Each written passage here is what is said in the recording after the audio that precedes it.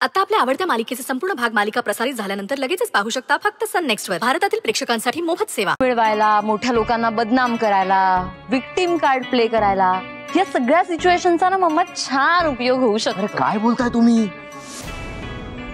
स्त्रिया असून इतकं इन्सेन्सिटिव्ह कसं बोलू शकता तुम्ही? स्वानंदी, त्यांच्या बोलण्याकडे अजिबात लक्ष देऊ नकोस तू। खूप स्ट्रॉंग आहे स्वानंदी, खरंच। तुझ्या जागी मी असतो ना कधीच खचलो असतो, पण तू अजूनही तुझ्या गुन्हेगाराला शोधतेस। That's good. तुला काही मदत लागली मी आहेच काय, विसरू नकोस, लक्षात ठेव हे।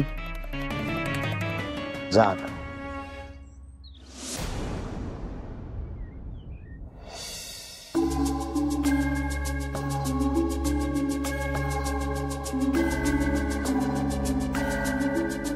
मणी, काही बोलायचंय का?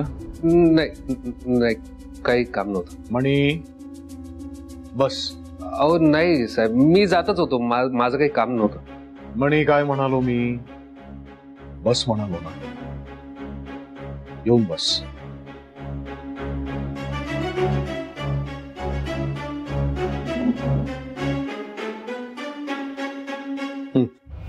काय बोलायचंय? नाही नाही नाही, खरंच काही नाही साहेब। अरे तू लहान होतास ना, दुखलं खुपलं हे तुला सांगता येत नव्हतं, तेव्हा तुझ्या चेहऱ्याकडे बघून मी ओळखायचो। बोल ना, काय बोलायचंय? म्हणजे आता सुजित पण सुटला आहे। हो, मग तुम्हाला जी भीती होती ती भीती वाटण्याचंही काही कारण राहिलं नाही आता। काय बोलतोयस तू? असं कोड्यात बोलू नको, सरळ सरळ सांग ना काय हवंय।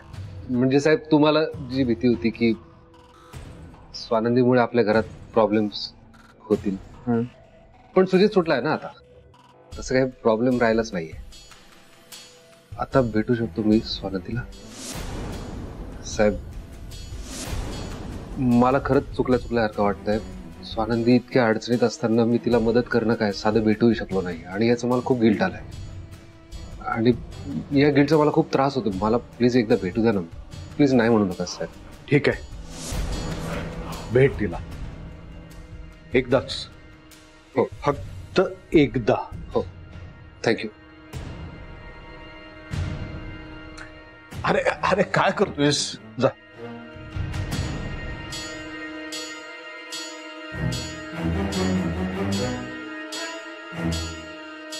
आज काहीही झालं तरी मी स्वानंदीला जे आहे ते सांगून टाकणार आहे।